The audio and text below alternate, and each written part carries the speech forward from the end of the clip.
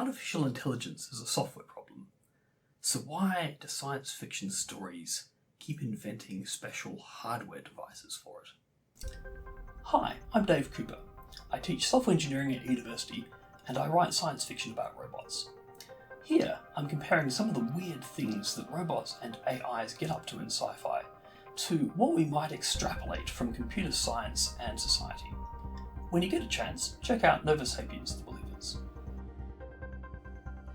So there's many stories in science fiction that have a special hardware device that is supposed to represent the brain of a robot or some sort of special AI device.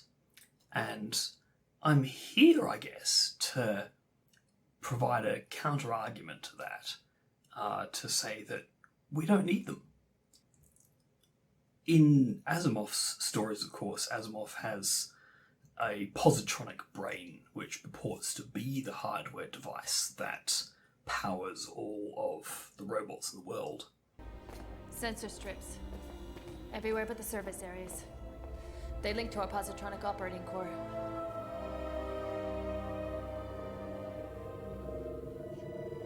Wow. Thermostat wasn't good enough. You went and gave the building a brain. She was actually Lanning's first creation. The term positronic comes from the antimatter counterpart to the electron, which is just a particle. And it's kind of hard to envisage exactly what that could contribute to artificial intelligence. That's not so much a problem, right? We all have to make guesses when we're writing these kinds of speculative stories. But the real problem is, of course, that we don't need it. If I let you have Andrew, you'll what? You'll disassemble him, will you? Carefully, yes. We would need to trace the actual course of Andrew's neural pathways, replace the positronic brain, then put him back together and return him to you good as new. Now, these neural pathways are presumably fragile. Other science fiction stories have taken up the idea of a positronic brain as well. It happens in Star Trek.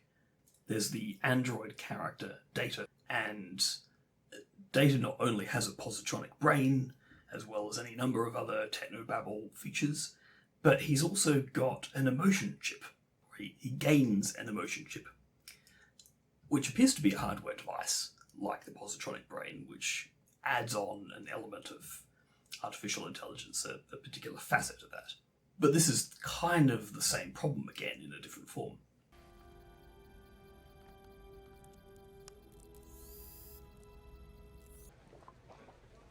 Ooh. Well, it looks like he hates it. Yes, that is it. I hate this. Data, I think the chip is working. Oh, yes. I hate this. It is revolting. More? Please. I believe the emotion chip has overloaded my positronic relay.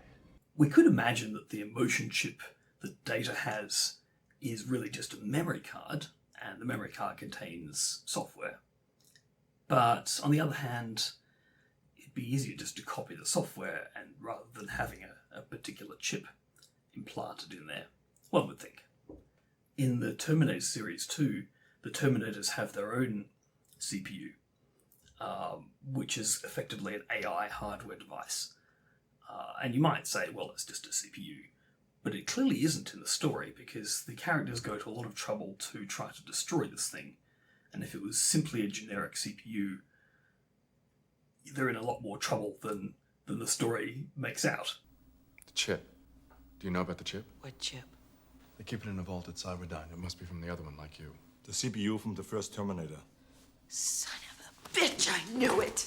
They told us not to ask where they got it. Those lying motherfuckers. It was scary stuff, radically advanced. I mean, it was smashed, it didn't work, but it gave us ideas, took us in new directions. I mean, things we would have never...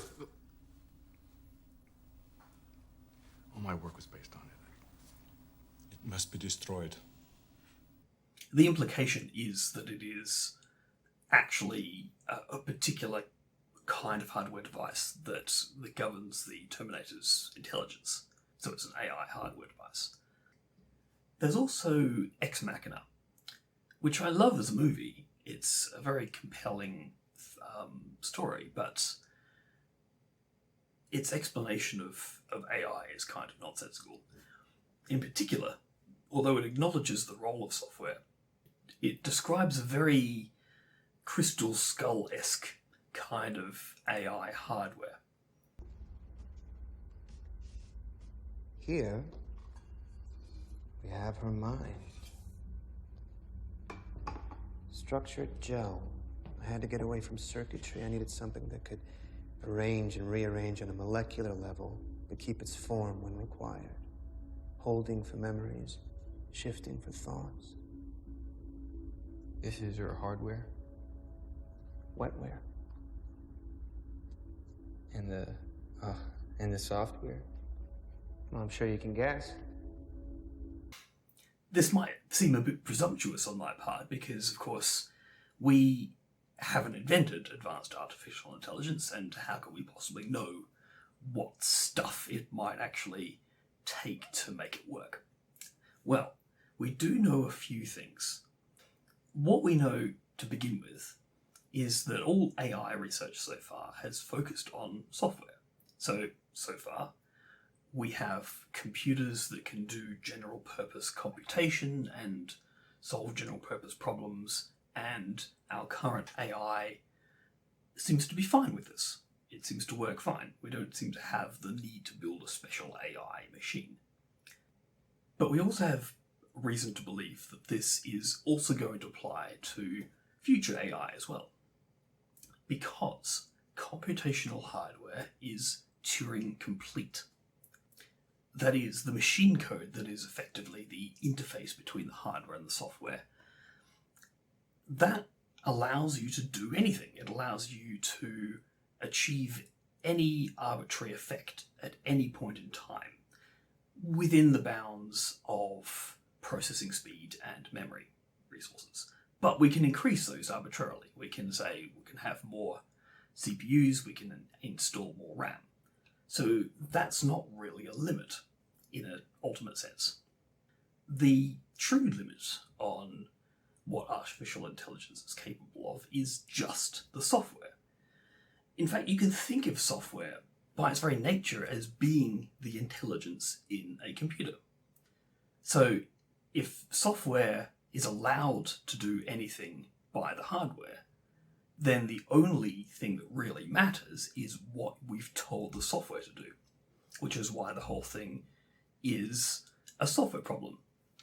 So, having said all this, there is a big red caveat on the argument that I just made, which is that it is possible that the human brain, the human intelligence as we know it, is not computable. Roger Penrose wrote a book in 1989 called The Emperor's New Mind, where he makes an argument, and I'm not a physicist, Roger Penrose is a Nobel Prize-winning physicist. He makes an argument based on quantum physics. Penrose's argument is that quantum physics poses a problem for simulating human consciousness in a machine, because there are certain aspects of consciousness in the human brain that are potentially non-computable. That is, a Turing machine, which is the mathematical basis of all conventional computers, cannot produce an answer that certain physical processes in our brain can produce. It's not a restriction that we're used to having to deal with in the realm of computer science. I suspect most people who are aware of the idea of physics simulations more or less just assume that everything in the universe is computable. All physical processes are computable, and if we can compute them, that is, if a Turing machine can derive the state of a system after some amount of time, then obviously we can simulate them. If there are processes in the universe that are not computable, it is possible that the process of evolution has gone and used these things in order to construct our brains. Because evolution just tries everything until something sticks, basically. If it does turn out that the human brain or human consciousness can't be simulated in a machine form, then speculatively that might be where some new AI hardware device has to step in to bridge the gap. This is an idea that I think is worth exploring in science fiction, but I think it's worth being clear about what we're doing. If there is a need for a particular AI hardware device, what is the need? Can we just at least say something a little bit about that in our stories? But apart from solving that speculative problem, it may be time to stop inventing AI hardware devices because they're already here.